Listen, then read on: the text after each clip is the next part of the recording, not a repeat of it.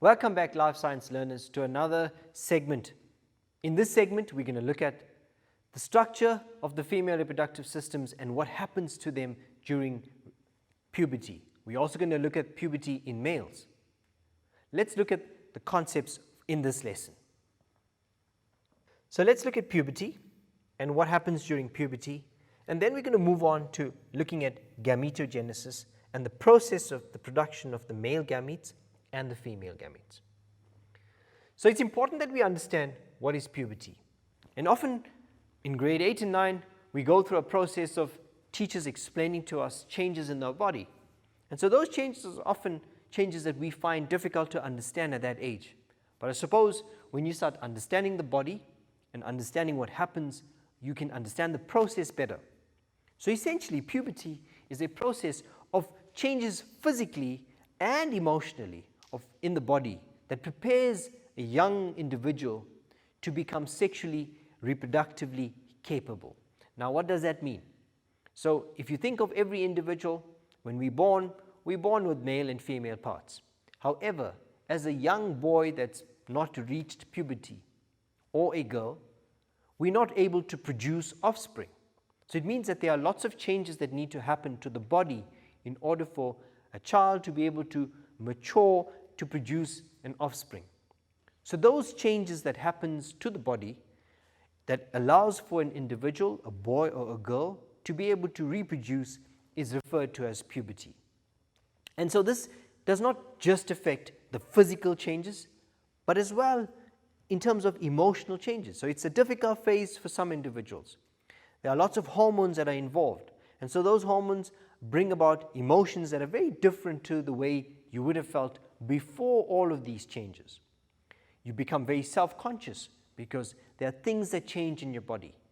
Individuals tend to gain weight, sometimes body changes, and so those changes often are not understood well. So let's look at what happens during puberty. Let's try and have an insight as to why it happens. Okay, so as I mentioned, it's a physical change as well as mentally that a child's body goes through into becoming capable of sexual reproduction. These changes include changes in hormones as well as your emotional changes that take place. Let's look at puberty in males. And so we refer to these as changes in secondary sexual characteristics and hormones. So what do I mean by secondary sexual characteristics? These are the changes that happen at puberty to the body. And so let's look at what that means. So we often hear of someone changing and becoming from a boy into a man. So we know that there are changes in the body. Let's try and unpack that. So we know that testosterone plays an important role. We discussed that it's produced by the testes, but this happens at a specific age. And this causes the prenatal development of the male genitalia, as well as the development of the male secondary sexual characteristics during puberty and controls sperm production for the rest of their lives. So during the development of a baby in the fetus, we find that the testosterone levels will kind of influence the development of the male reproductive system. But at puberty, we find that the testosterone allows for the development of the male parts as well as for the production of sperm. So when we look at the male reproductive system and puberty in males, these are some of the characteristics that we see due to the increase in hormones. So we find that the testes will start producing sperms, and that is because of the influence of the hormone testosterone. And so testosterone is produced by cells in the testes that are then released that stimulate the production of testosterone. We know that there's an emotional change, an impact on the brain, so there's an increased drive for sexual activity.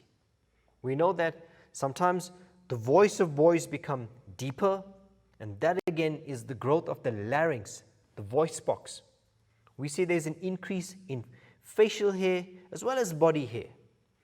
Boys tend to develop rapid muscle at an age of puberty.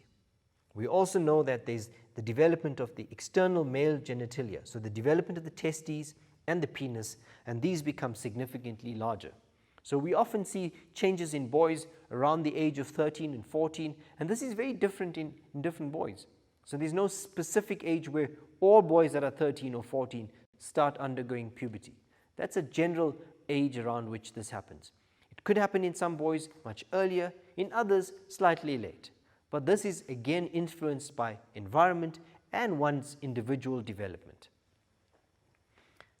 When we look at testosterone in the male reproductive system, as I mentioned, it is secreted by the testes and it's responsible for, again, the development of the male reproductive glands, in this case the penis as well as the testes.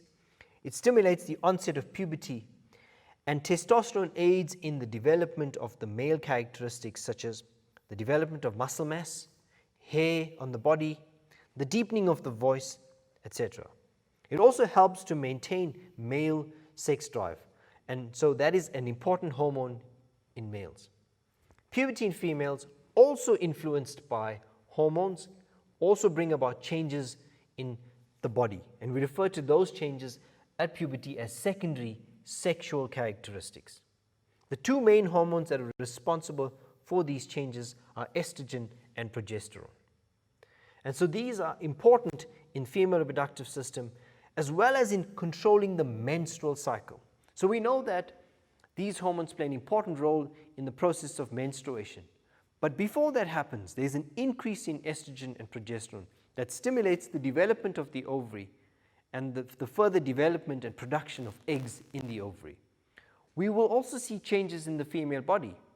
What has been seen is that there is a significantly younger age at which girls go through puberty when compared to males.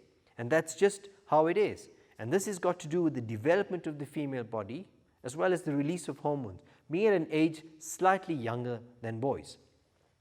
So, when we look at the female reproductive system, we see that when puberty takes place, the development of these secondary sexual characteristics include the development, enlargement of the breast. We see that the hips often widen and there's an increase in fat deposition, the growth of body hair around the armpits and the pubic regions, as well as the development of the female external genitalia. We also know that within the ovaries, we see a process of the egg development taking place, and all of this is regarded as changes in the body that happen as secondary sexual characteristics. So guys, you've done well. We've looked at the male reproductive system. We've looked at the parts that are responsible for changes during sexual development at puberty, and we've compared those to the female reproductive system and how those structures and parts change during puberty. You've done well. You deserve a break, a quick short break, and I'll see you at the end of that.